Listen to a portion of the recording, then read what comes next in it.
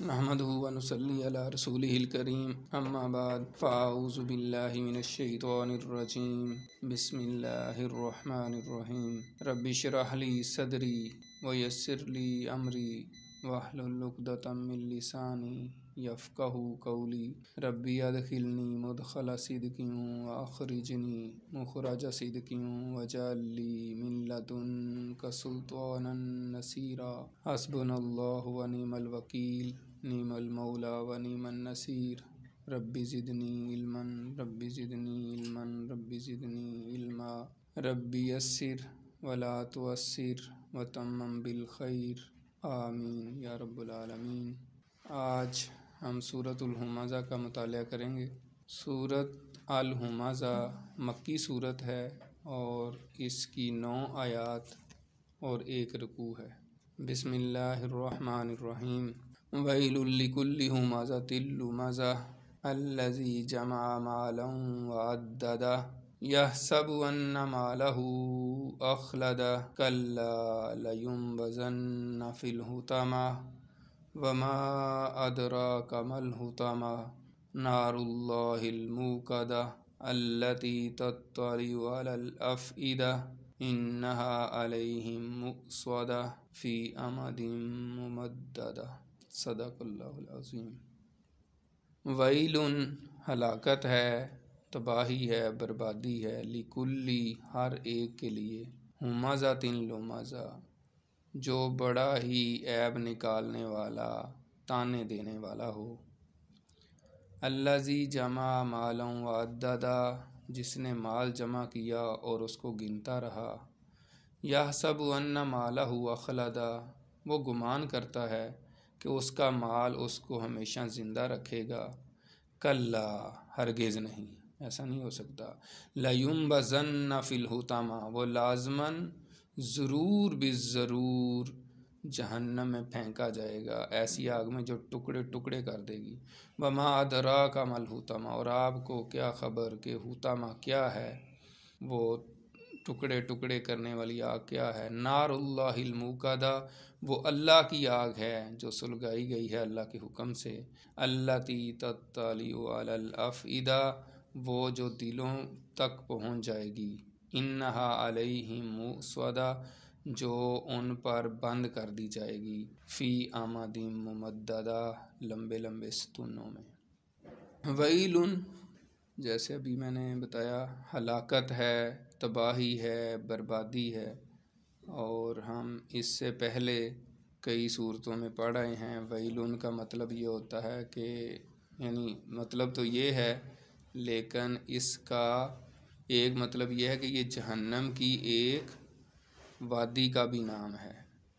تو ہر ایسا شخص، ویل ہلاکت ہے، تباہی ہے، لکل ہر اس شخص کے لیے، ہمزۃ لمزہ جو اب ہمزہ اور لمزہ 2 لفظ ہیں، اس پہ بڑی مفسرین نے تحقیق کی ہے۔ ہمزہ کا مطلب یہ بتایا جاتا ہے کہ ایسا شخص جو آپ کے سامنے طعن و تشنیع کرے، آپ کا مذاق اڑائے، آپ کو جو ہے نا اشاروں سے، زبان سے، کسی بھی طرح سے آپ کی عیب جوئی کرے، آپ کو تکلیف پہنچائے۔ اور لمزہ کا مطلب یہ بتایا جاتا ہے کہ جو غیب میں یعنی غیبت کرے، آپ کی پیٹھ پیچھے برائی بیان کرے۔ لیکن اس پہ مفسرین کے مختلف اقوال ہیں، کچھ ان دونوں لفظوں کا ایک ہی مطلب لیتے ہیں جس میں یہ سارے مفہوم شامل ہیں، اور کچھ ایک دوسرے سے مختلف بھی لیتے ہیں، یعنی اپوزٹ بھی لیتے ہیں، جس طرح میں نے بتایا ہے۔ خلاصہ سب کا یہی ہے کہ دونوں کلمے عیب لگانے، غیبت کرنے، طعن کرنے، آگے پیچھے کسی کی برائی کرنے پر دلالت کرتے ہیں، خواہ وہ زبان سے برائی بیان کی جائے یا ہاتھوں سے یا اشاروں سے، اور کسی کا مذاق اڑایا جائے، یہ ساری چیزیں اس میں شامل ہیں۔ اس صورت کا شان نزول کیا ہے؟ حضرت عبداللہ بن عباس رضی اللہ تعالیٰ عنہ کہتے ہیں کہ یہ اخنس بن شریک کے بارے میں نازل ہوئی، جو لوگوں کے جو ہے نا ان کو طعنے دیتا تھا، عیب جوئی کرتا تھا۔ لیکن بعض مفسرین نے کہا ہے کہ یہ ولید بن مغیرہ کے بارے میں نازل ہوئی ہے، جو کہ نبی اکرم صلی اللہ علیہ وسلم کے سامنے بھی عیب جوئی کرتا تھا اور آپ کو برا بھلا کہتا تھا اور آپ کی غیر موجودگی میں بھی آپ کے خلاف باتیں کرتا تھا، یعنی غیبت کرتا تھا۔ ایک قول یہ ہے کہ یہ ابی بن خلف کے بارے میں نازل ہوئی جو امیہ بن خلف کا بھائی تھا، اور سیرت میں جو ہے نا میں نے پڑھا کہ اس میں امیہ بن خلف کے بارے میں آتا ہے کہ وہ بھی آپ صلی اللہ علیہ وسلم کو بہت یعنی ستاتا تھا اور تانے دیتا تھا اور تان و تشنیع کا مطلب بناتا تھا آپ کو۔ تو یہ جو ہے یہ شان نزول ایک شخص کے لیے بھی ہو سکتا ہے اور چاروں کے لیے بیک وقت بھی ہو سکتا ہے کہ ان کے بارے میں یہ صورت نازل ہوئی ہو، لیکن اس کا مفہوم جو ہے وہ عام ہے، جیسے ہم پہلے بھی کئی دفعہ بتا چکے ہیں کہ جو شان نزول تو ہوتا ہے کہ اس کنڈیشن میں یا ایسی سچویشن میں یہ صورت نازل ہوئی ہے، اس کا سبب نزول یہ ہے، لیکن صورت عام ہوتی ہے اور اس کا پھر یونیورسل ایک میننگ ہوتا ہے، اپلائی کرتی ہے ہمیشہ کے لیے۔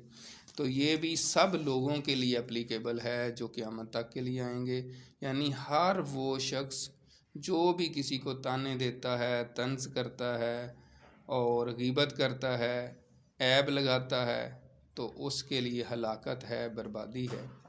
حضرت حذیفہ رضی اللہ تعالیٰ عنہ سے روایت ہے کہ نبی اکرم صلی اللہ علیہ وسلم نے فرمایا لا يدخل الجنت قطات، کہ چغل خور جو ہے وہ جنت میں نہیں جائے گا۔ چغل خور ایسے ہوتے ہیں جو ایک سے بات سنی دوسرے کو لگائی اور دوستوں کے درمیان جدائی ڈالنے کی کوشش کرتے ہیں۔ اور جنت میں نہ جانے کا مفہوم جو ہے ہمارے استاد محترم مفتی قمر گل صاحب نے ہمیں یہ بتایا، ان سے ہم نے یہ حدیث پڑھی تھی۔ انہوں نے کہا تھا کہ اس کا یہ مطلب نہیں ہے کہ کبھی بھی جنت میں نہیں جائے گا، مطلب یہ ہے کہ اگر وہ توبہ کر لے گا تو پھر تو جنت میں چلا جائے گا، لیکن اگر مسلسل چغل خوری ہی رہا اور اس نے توبہ نہ کی تو پھر وہ جنت میں نہیں جائے گا۔ اسی طرح حضرت اسماء بنت یزید جو ہیں ان سے روایت ہے کہ رسول اللہ صلی اللہ علیہ وسلم نے فرمایا کہ اللہ کے سب سے اچھے بندے وہ ہیں جن کو دیکھ کے رب یاد آ جائے، یعنی ان کو دیکھیں تو اللہ تعالیٰ یاد آ جائے۔ اور سب سے بدترین بندے وہ ہیں جو چغلی لیے پھرتے ہیں، یعنی چغلیاں کھاتے پھرتے ہیں اور دوستوں میں جدائی ڈلواتے ہیں، لوگوں کی برائیاں کرتے ہیں، اور جو لوگ برائیوں سے بری ہیں، نیک لوگ ہیں، ان کے بارے میں بھی ایسی ایسی باتیں کرنا چاہتے ہیں تاکہ وہ بھی ان کو بھی نقصان پہنچائیں۔ اسی طرح حضرت عائشہ رضی اللہ تعالیٰ نے اپنا ایک واقعہ بیان کیا کہ وہ کہتی ہیں کہ ایک دفعہ میں نے صفیہ کے بارے میں، جو کہ امہات المومنین میں سے ہیں اور غزوہ خیبر میں جو ہے نا وہ حضور پاک صلی اللہ علیہ وسلم کو ملی تھیں اور پھر آپ نے ان سے شادی کی ان کو آزاد کر کے، تو وہ قد میں ذرا چھوٹی تھیں، تو حضرت عائشہ رضی اللہ تعالیٰ عنہ نے ان کے بارے میں ایسے ہی اشارتاً ایک بات کر دی۔ وہ خود ہی بتاتی ہیں کہ میں نے کہا کہ یہ اتنی سی ہیں، مطلب اشارہ کیا جیسے ہم کسی چھوٹے قد کے بارے میں کہہ دیتے ہیں۔ تو نبی اکرم صلی اللہ علیہ وسلم نے دیکھ لیا اور فرمایا کہ اے عائشہ، آپ نے ایک ایسی بات کہی ہے کہ اگر اس بات کو سمندر میں ڈال دیا جائے، اتنا بڑا سمندر ہوتا ہے تو وہ سارے کو بگاڑ دے، اتنی بری بات آپ نے کہی ہے۔ اسی طریقے سے حضرت عبداللہ بن عمر سے روایت ہے کہ رسول اللہ صلی اللہ علیہ وسلم نے ارشاد فرمایا کہ تانے دینے والا، لعنت بکنے والا اور فحش کام میں لگنے والا مومن نہیں ہے۔ یہ جو ہے یہ ساری باتیں جو ہیں یہ غیبت سے متعلق ہیں۔ اور اسی طرح سورۃ الحجرات میں بھی ہم پڑھ رہے ہیں، سورۃ الحجرات میں آتا ہے وَلَا يَغْتَبْ بَعْضُكُمْ بَعْضًا، کہ تم آپس میں ایک دوسرے کی غیبت نہ کرو۔ مزید فرمایا أَيُحِبُّ أَحَدُكُم أَن يَأْكُلَ لَحْمَ أَخِيهِ مَيْتًا فَكَرِهْتُمُوهُ، کیا تم میں سے کوئی شخص یہ پسند کرتا ہے کہ اپنے مرے ہوئے بھائی کا گوشت کھائے، سو اس کو تم ناگوار سمجھتے ہو۔ تو اس میں بھی یعنی غیبت کی مذمت بیان کی گئی ہے، اور اس میں مفسرین نے لکھا ہے اور بڑی دل ہلا دینے والی باتیں ہیں، انہوں نے بڑی بات لکھی ہے۔ انہوں نے کہا کہ یہ بہت بری بلا ہے، نمازی اور تقوی کے دعوے دار اور اپنی بزرگی کا گمان رکھنے والے تک اس میں مبتلا ہوتے ہیں۔ تو اللہ تعالیٰ سے دعا ہے کہ اللہ تعالیٰ ہمیں اس سے بچائے۔ حضرت ابو ہریرہ رضی اللہ تعالیٰ عنہ سے روایت ہے کہ رسول اللہ صلی اللہ علیہ وسلم نے پوچھا کہ آپ کو پتہ ہے کہ غیبت کیا ہے؟ تو صحابہ نے کہا کہ اللہ اور اللہ کے رسول ہی بہتر جانتے ہیں، جیسے کہ ان کی عادت تھی۔ تو آپ نے فرمایا کہ تم اپنے بھائی کا اس طرح ذکر کرو کہ اگر تم اس کے سامنے کرو تو وہ برا مانے اس بات کو۔ تو صحابہ نے کہا کہ اگر وہ بات اس کے اندر موجود ہو تو پھر بھی تو آپ نے فرمایا یہی تو غیبت ہے. اگر اس کے اندر وہ بات ہی نہیں پائی جاتی اور پھر تم نے ایسی بات کہی تو یہ بہتان ہے اور یہ اس سے بھی بڑا گناہ ہے.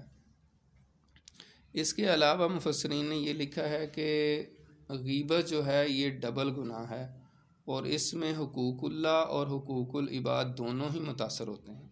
اس کی وجہ یہ ہے کہ اللہ تعالیٰ نے منع کیا ہے وَلَا يَغْتَبْ بَعْضُكُمْ بَعْضًا، قرآن مجید کی سورۃ الحجرات کی آیت میں نے پڑھی ہے.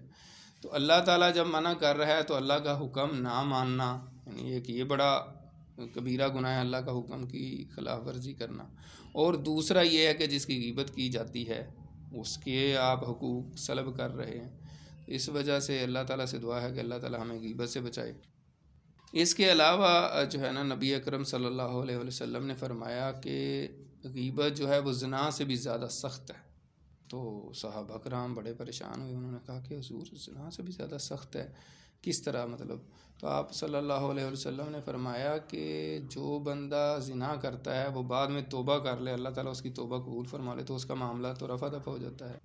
لیکن جس کی غیبت کی جائے تو وہ بندہ جس کی غیبت کی گئی ہے اگر وہ معاف نہیں کرتا تو وہ تو معاف نہیں ہوگا. تو اس وجہ سے یہ بہت ہی خطرناک گناہ ہے اور یعنی عام طور پہ میرے سمیت اللہ تعالیٰ ہم سب کو ہدایت پہ رکھے اور محفوظ رکھے. ہم اس بات میں بہت زیادہ لاپرواہی کرتے ہیں اور ایسی باتیں کر جاتے ہیں جو کہ غیبت کے زمرے میں آتی ہیں، تو اس سے بہت زیادہ بچنے کی ضرورت ہے. اس میں پھر یہ ہے کہ اگر کسی کی غیبت ہو گئی ہو تو پھر کیا کرے؟ ایک سوال یہ آتا ہے نا کہ چلیں غلطی ہو گئی ہے تو اب اس کا سلوشن بھی تو کوئی ہو سکتا ہے، اس کا کوئی کفارہ یا کوئی بات. تو پھر یہ ہے کہ جس کی غیبت کی گئی ہو، علماء نے لکھا ہے کہ اگر اس تک بات نہیں پہنچی، ٹھیک ہے، تو پھر تو استغفار کرے اس کے لیے اور اتنا استغفار کرے کہ اس کے دل کو اطمینان ہو جائے کہ میں نے اس کا حق ادا کر دیا ہے. اور اگر اس تک بات پہنچ گئی ہے تو پھر اس سے معافی مانگ لے. یہی دو حل ہیں. اسی طریقے سے نبی اکرم صلی اللہ علیہ وسلم کی حدیث بیان کی ہے حضرت انس رضی اللہ تعالیٰ عنہ نے کہ نبی اکرم صلی اللہ علیہ وسلم نے فرمایا کہ میں معراج کی رات جب میرا آسمانوں پہ گزر ہوا تو میں نے دیکھا کہ کچھ لوگ ہیں جن کے تانبے کے ناخن ہیں اور وہ اپنے سینوں کو اور چہروں کو نوچ رہے ہیں، چھیل رہے ہیں. تو حضور پاک صلی اللہ علیہ وسلم کہتے ہیں کہ میں نے جبریل سے پوچھا کہ یہ کون لوگ ہیں؟ تو انہوں نے بتایا کہ یہ وہ لوگ ہیں جو لوگوں کی بے آبروئی کرتے ہیں، یعنی غیبت کرتے ہیں. تو غیبت بہت بڑا گناہ ہے. اچھا، اس میں ایک اہم جو نقطہ ہے جس کو شاید ہم عام طور پہ نہیں غور کرتے، اگر ایک پہلی بات تو حق یہی ہے، سچ یہی ہے، اور میں تو پہلے کہہ رہا ہوں کہ میرے سمیت ہم مطلب میں اپنی بات کر رہا ہوں، کسی کی تو میں بات نہیں کر سکتا. ہم بڑی لاپرواہی کرتے ہیں اور بڑی دل ہلا دینے والی باتیں ہیں. لیکن اگر فرض کریں ایک بندہ اس سے بچتا ہے، وہ نہیں غیبت کرتا کسی کی، لیکن اس کے سامنے کسی کی غیبت ہو رہی ہو تو پھر کیا کرنا چاہیے؟ اور اگر وہ کوئی غیبت کر رہا اور وہ سنے تو پھر کیا ہوگا؟ تو کوئی غیبت کر رہا ہو اور آپ پاس کھڑے ہیں تو یہ سننا بھی حرام ہے، یعنی غیبت کرنا بھی حرام ہے اور غیبت سننا بھی حرام ہے. تو اس وجہ سے حضرت اسماء بنت یزید رضی اللہ تعالیٰ عنہ سے روایت ہے کہ رسول اللہ صلی اللہ علیہ وسلم نے فرمایا کہ جس کسی نے اپنے بھائی کی طرف سے دفاع کیا، اب دیکھیں ایک بندہ ہے آپ کے سامنے کسی کی غیبت کر رہا ہے، ایک تو یہ ہے کہ آپ خاموشی سے سنیں اور کہیں ہاں ہاں ٹھیک ہے صحیح ہے، اس کا مطلب ہے آپ بھی برائی میں شامل ہو گئے. لیکن اگر آپ اس کا دفاع کرتے ہیں تو اس کے بارے میں حدیث ہے کہ پھر اللہ تعالیٰ اس کو قیامت کے دن جو ہے نا جہنم کی آگ سے بچائے گا. اور ایک اور حدیث ہے کہ اگر کوئی بندہ کسی کی غیبت کر رہا ہو تو دوسرا بندہ اگر اس کا دفاع کرے گا تو اس کی مدد کرے گا، یعنی اس کی غیر موجودگی میں، تو پھر اللہ تعالیٰ اس کی وہاں پہ مدد کرے گا جہاں اس کو مدد کی ضرورت ہوگی. اور اسی طرح اگر کسی کے سامنے کسی کی غیبت ہو رہی ہے تو وہ اس کی مدد نہیں کرتا، یعنی اس کا دفاع نہیں کرتا، تو وہ اس کو بھی پھر جب کہیں اچانک مدد کی ضرورت پڑے گی تو اللہ تعالیٰ بھی اس کی مدد نہیں کرے گا. اسی طرح حضرت جابر اور حضرت ابو طلحہ سے روایت ہے کہ رسول اللہ صلی اللہ علیہ وسلم نے ارشاد فرمایا کہ جس کسی مسلمان کی کسی جگہ بے حرمتی کی جا رہی ہو اور اس کی آبرو گٹائی جا رہی ہو اور وہاں جو شخص موجود ہو اس کی مدد نہ کرے، یعنی برائی کرنے والے کو اس کے عمل سے نہ روکے، تو اللہ تعالیٰ ایسی جگہ میں اسے بغیر مدد کے چھوڑ دے گا جہاں وہ اپنی مدد کا خواہش مند ہوگا. وہی بات جو بھی میں نے بیان کی ہے. ان روایات سے معلوم ہوا کہ غیبت کرنا بھی حرام ہے اور غیبت سننا بھی حرام ہے. اچھا یہ تو زندہ لوگوں کی بات ہے، مردہ جو لوگ ہیں ان کی غیبت کرنا بھی حرام ہے. اسی طرح کا ایک واقعہ جو ہے نا وہ بیان کیا جاتا ہے کہ ایک شخص تھا، حدیث میں یہ واقعہ آتا ہے، یہ ابو داؤد کی روایت ہے کہ ایک شخص تھا، اس کا نام ماعز تھا، اس نے زنا کر لیا. تو وہ نبی پاک صلی اللہ علیہ وسلم کے پاس آیا تو آ کے بتایا تو آپ نے چہرہ دوسری طرف کر لیا. پھر اس نے آ کے ادھر سے بتایا تو آپ نے چہرہ دوسری طرف کر لیا. آخر کار اس نے اتنی دفعہ بتایا کہ اس کو پھر سنسار کرنے کا حکم دیا گیا. جب اس کو سنسار کر دیا گیا، اس نے ظاہر سچے دل سے توبہ کر لی تھی، اور وہ لوگ تو سچے لوگ تھے، اگر غلطی بھی انسانی سطح پہ کوئی ہو جاتی تھی تو بہت زیادہ ان کو تڑپ ہوتی تھی کہ اب مجھ سے گناہ ہو گیا تو میں دنیا میں ہی اس کی تلافی کروا لوں. کیونکہ دنیا میں جو بندہ اپنے گناہ کی تلافی کروا لیتا ہے تو آخرت اس کی بچ جاتی ہے، جو ہمیشہ ہمیشہ کی زندگی ہے. اور اگر ادھر نہیں کروائی تو وہاں تو پھر ہمیشہ ہمیشہ کی جہنم ہے. تو اس وجہ سے انہوں نے آگے بار بار اپنا گناہ تسلیم کیا تو ان کو پھر سنسار کیا گیا. تو جب سنسار کیا گیا تو دو لوگ باتیں کر رہے تھے اور آپس میں انہوں نے یہ بات کی کہ اللہ تعالیٰ نے اس کا عیب چھپا لیا تھا، اس نے جان بوجھ کے آگے بتا دیا ہے، اور اب دیکھو کتے کی طرح مارا گیا ہے، یعنی اس کو سنسار کر دیا گیا پتھر مار مار کے. تو ظاہر سارے لوگ ہی وہاں موجود تھے، ظاہر دور شہر سے تھوڑا دور کر کے یہ معاملہ کیا گیا ہوگا. تو واپس آ رہے تھے اپنے سواریوں پہ، گھوڑوں پہ یا اونٹوں پہ. تو رستے میں آ رہے تھے تو ایک مردہ گدھا پڑا ہوا تھا، اور اس کی جیسے وہ سوکھ جانے سے ٹانگ اوپر ہو جاتی ہے ایسی حالت بنی ہوئی تھی. تو نبی اکرم صلی اللہ علیہ وسلم نے ان دونوں کو بلایا، جس نے غیبت کی تھی اور جس نے ساتھ سنی تھی. دونوں کو کہا کہ اتریں ذرا، مطلب اپنی سواریوں سے. وہ اترے. انہوں نے کہا جی حضور کیا حکم ہے؟ تو آپ نے فرمایا کہ یہ اس کا گوشت کھائے، مردہ گدھے کا. تو انہوں نے کہا کہ حضور یہ کون کھا سکتا ہے؟ تو آپ نے فرمایا کہ جو ابھی تو ہم لوگوں نے باتیں کی تھیں اپنے مردہ بھائی کے بارے میں، یعنی جو اب اگلے جہان چلے گئے ہیں، تو یہ اس سے بھی زیادہ سخت بات ہے جو تم نے باتیں کی ہیں نا. اس مردہ گدھے کا گوشت کھانے سے بھی وہ بہت سخت اور بری باتیں کی ہیں. تو نبی اکرم صلی اللہ علیہ وسلم نے ساتھ یہ بھی فرمایا کہ وہ اس وقت میں دیکھ رہا ہوں کہ وہ جنت کی نہروں میں غوطے لگا رہے ہیں، حضرت ماعز جو تھے. تو اس سے معلوم ہوتا ہے کہ جو غیبت ہے وہ مردہ کی بھی حرام ہے. فائدے میں انہوں نے لکھا ہے کہ یہ ضروری نہیں کہ زبان سے جو غیبت کی جائے وہی غیبت ہو. آنکھ کے اشارے سے، ہاتھ کے اشارے سے، نقل اتارنے سے بھی غیبت ہوتی ہے. اسی طرح اور اس طرح کی باتیں کرنے سے بھی غیبت ہوتی ہے، اس سے بچنا چاہیے. 3 وجوہات جو ہے نا مفسرین نے لکھی ہیں جو غیبت جس میں جائز ہے. وہ یہ ہے کہ پہلی بات یہ ہے کہ ایک شخص ہے، وہ مظلوم ہے، اس پر کسی نے ظلم کیا ہے اور وہ حاکم وقت کے پاس جاتا ہے. کوئی بھی حاکم وقت ہو سکتا ہے، وہ وقت کا مطلب گورنر ہو سکتا ہے یا وزیر اعلیٰ ہو سکتا ہے، وزیر اعظم ہو سکتا ہے. اس کے پاس جائے گا تو جس نے ظلم کیا ظاہر ہے اس کی وہ باتیں بیان کرے گا جو اس کی اندر برائی تھی. تو اس طرح جائز ہے.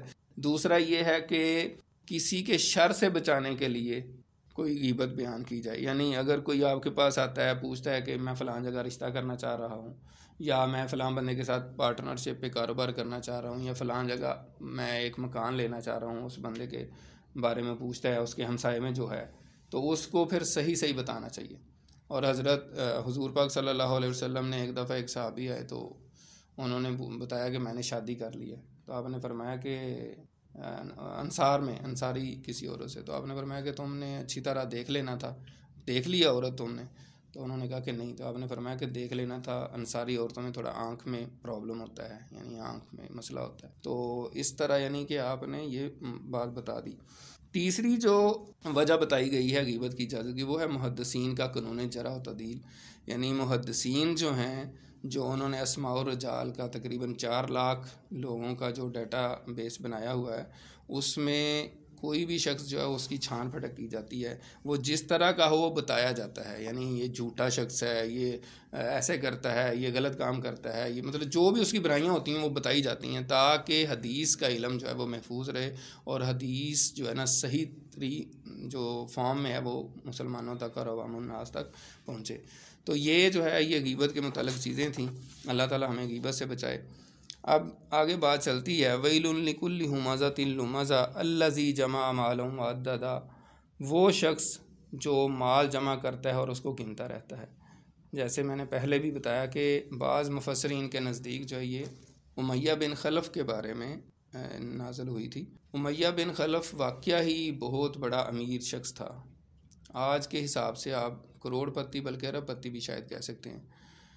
وہ اس کی دلیل یہ ہے کہ اس کے بعد یہ بندہ تو جو میں نے جس طرح بتایا ہے کہ نبی اکرم صلی اللہ علیہ وسلم کے خلاف باتیں کرتا تھا اور طعن و تشنیع کرتا تھا، اور حضرت بلال رضی اللہ تعالیٰ عنہ کا مالک تھا، یعنی حضرت بلال رضی اللہ تعالیٰ عنہ اسی کے غلام تھے، اور ان پر جس طرح اس نے ظلم و تشدد کیا وہ ہماری تاریخ اسلامی کا ایک بالکل یعنی سب کو پتہ ہے اس چیز کا۔ اور حضرت بلال رضی اللہ تعالیٰ عنہ پر جس طرح ظلم و ستم ہوتے رہے کہ وہ آپ کو جو ہے نا گلے میں رسی ڈال کے اوباش لڑکوں کو پکڑا دیتا تھا اور وہ مکے کی گلیوں میں لیے پھرتے تھے۔ تو اس کو تو بدر کے جو بدر کا مارکہ ہوا، غزوہ بدر میں حضرت بلال رضی اللہ تعالیٰ عنہ نے ہی قتل کر دیا تھا، لیکن ان کے جو بیٹے تھے صفوان بن امیہ وہ بہرحال پھر بعد میں مسلمان ہو گئے تھے، لیکن جب نبی اکرم صلی اللہ علیہ وسلم نے مکہ فتح کیا تو اس وقت تک ابھی مسلمان نہیں ہوئے تھے۔ تو اس کے بعد غزوہ حنین میں جانا تھا۔ غزوہ حنین بہت سخت قوم بنو حوازن کے ساتھ مقابلہ تھا، تو اس پہ نبی اکرم صلی اللہ علیہ وسلم نے صفوان بن امیہ سے 100 زرہیں جو ہے نا وہ ادھار مانگی۔ تو اس نے اس وقت کہا کہ آپ مجھ سے زبردستی چھین رہے ہیں یا ادھار مانگ رہے ہیں، یعنی اس کو تو یہ تھا کہ میں مسلمان نہیں ہوں، تو آپ اس وقت حاکم میں وقت ہیں تو آپ مجھ سے چھین رہے ہیں یا ادھار لے رہے ہیں؟ تو آپ نے فرمایا کہ ادھار لے رہا ہوں۔ تو یہ ان کی امارت کی نشانی تھی، 100 زرہیں اور اس اپنے آلات اور اپنے باقی اسلحے کے سمیت، اور ایک زیرہ جو ہے یعنی جیسے آپ آج کے دور میں کہیں کہ گن جو ہے نا بلٹ پروف جو جیکٹ ہوتی ہے، تو وہ بہت ہی زیادہ قیمتی چیز تھی۔ حضرت علی رضی اللہ تعالیٰ عنہ کے بارے میں آتا ہے کہ انہوں نے اپنا ولیمہ اپنی زرہ بیچ کے کیا تھا، تو بہت قیمتی چیز تھی، اور بہت تو جس کے پاس 100 زرہیں تھیں، ابھی پتہ نہیں اور بھی اس کے پاس کتنی تھیں، تو یہ بہت مالدار شخص تھا۔ مختصر یہ ہے کہ بہت مالدار شخص تھا۔ الذی جمع مالا وعددا، جس نے مال جمع کیا اور اس کو گنتا رہا۔ یعنی عام طور پہ مفسرین نے اس کو اس طرح ہی ریلیٹ کیا ہے کہ جن لوگوں کے پاس مال زیادہ ہوتا ہے اور وہ اپنے آپ کو سمجھتے ہیں کہ ہمیں کوئی نقصان نہیں پہنچا سکتا، تو وہ اس طرح کی حرکتیں کرتے ہیں، دوسروں کی غیبت کرنا، دوسروں کی طنز کرنا، اور اس میں مال جمع کرنے کی جو ہے وہ مطلب اس کی مذمت کی گئی ہے۔ لیکن شریعت اسلامی میں مال جمع کرنے کی کیا کنڈیشنز ہیں وہ بالکل واضح ہیں۔ شریعت اسلامی بالکل ایک بیلنسڈ شریعت ہے، کوئی اس میں ایسی بات نہیں ہے۔ تو اسی وجہ سے مفسرین نے یہ بیان کیا ہے کہ اگر کوئی شخص 3 کام کرتا ہے تو وہ مال جمع کرے تو اس میں کوئی حرج نہیں ہے۔ اس میں یہ ہے کہ ایک تو یہ ہے کہ وہ اس کے واجبات جو ہیں ادا کرے، یعنی زکوٰۃ ہے، عشر ہے یا فطرانہ ہے، جو بھی چیزیں اس میں سے نکالنی ہیں، ایک تو یہ بات ہے۔ دوسرا یہ کہ فخر نہ کرے اور تفاخر نہ کرے۔ مال ہے آپ کے پاس گاڑی ہے، پجارو ہے، آپ کے پاس 2 کنال کی کوٹھی ہے، بنگلہ ہے، اور آپ دوسروں کو جتاتے پھریں کہ یار یہ میرے پاس چیز ہے، اور مطلب اس وجہ سے لوگوں کے اوپر روب ڈالنے کی کوشش کریں گے میں بڑا امیر آدمی ہوں اور اس وجہ سے، تو یہ بھی منع ہے، یہ بھی نامناسب بات ہے۔ اور تیسری بات یہ ہے کہ جو ہے اس میں تیسری بات میرے ذہن سے نکل گئی ہے، الذی جمع مالا وعددا۔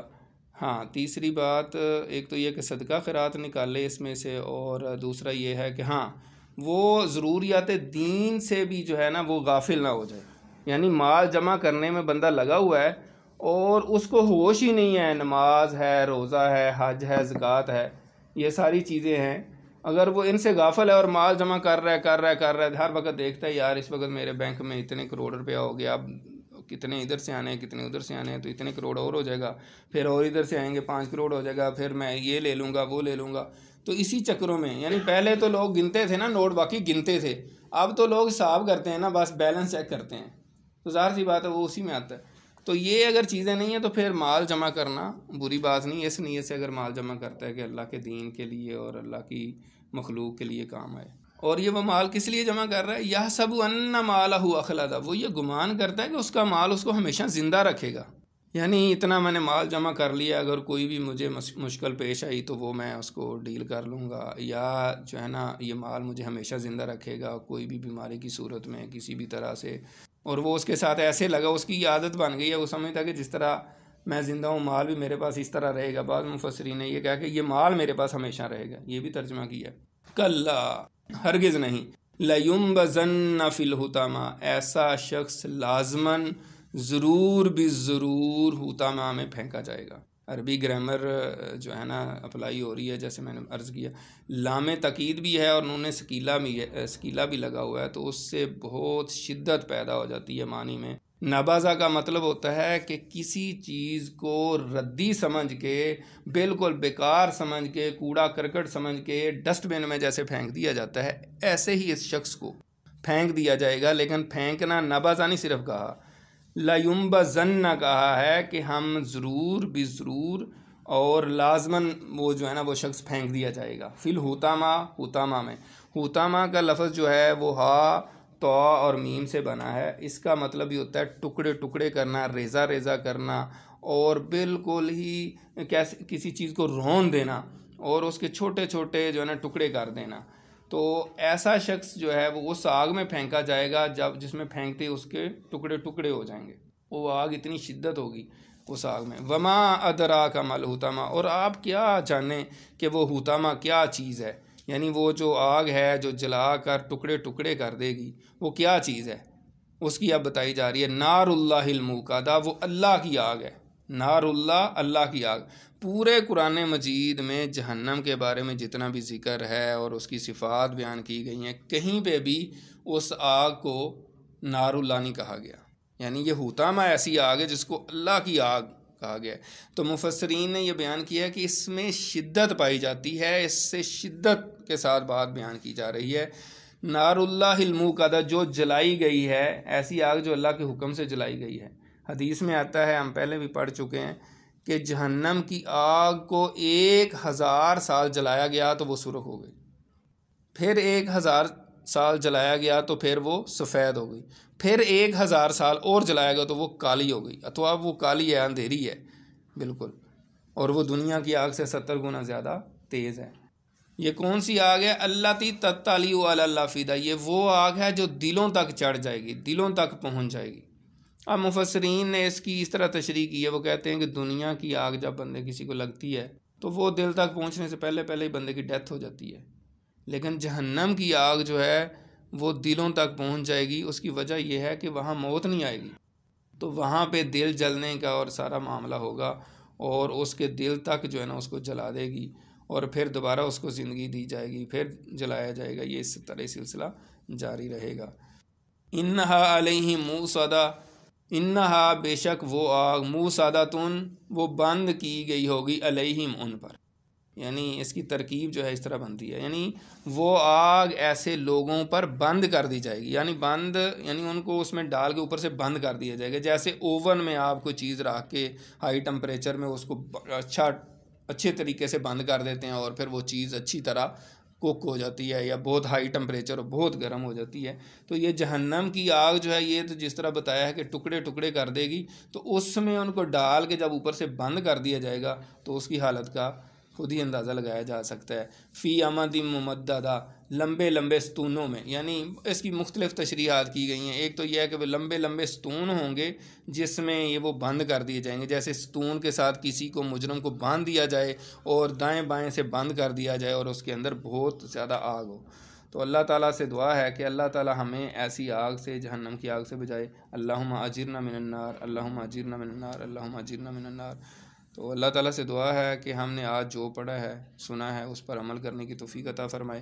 خاص طور پہ آج کا جو اصل مضمون تھا وہ غیبت ہے، غیبت کی تباہ کاریاں، اس سے بچنے کی توفیق عطا فرمائے۔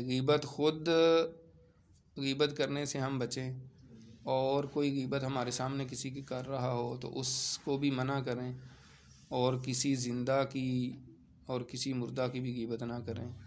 اور دوسرا یہ ہے کہ آج جو ہم نے پڑھا ہے کہ مال جمع کرنا اور اس کو گنتے رہنا، تو یہ پسندیدہ عمل نہیں ہے، اور اس میں 3 کنڈیشنز جو میں نے بتائی ہیں وہ اگر ہوں تو جائز ہے مال جمع کرنا۔ لیکن اس میں اس طرح منہمک نہیں رہنا چاہیے کہ بندے کو دین کا ہی ہوش نہ رہے۔ تو دین ہمیشہ ایک مومن کی، ایک مسلمان کی پریفرنس ہونی چاہیے، اس کی فرسٹ پریارٹی اللہ اور اللہ کا رسول اور دین ہونا چاہیے، سیکنڈ پریارٹی جو ہے وہ دنیا کا مال ہونا چاہیے۔ تو اللہ تعالیٰ سے دعا ہے کہ اللہ تعالیٰ ہمیں عمل کی توفیق عطا فرمائے۔ وآخر دعوانا ان الحمد للہ رب العالمین۔ سبحانک اللہم و بحمدک، نشہد ان لا الہ الا انت، نستغفرک و نتوب الیک۔ جزاکم اللہ خیر۔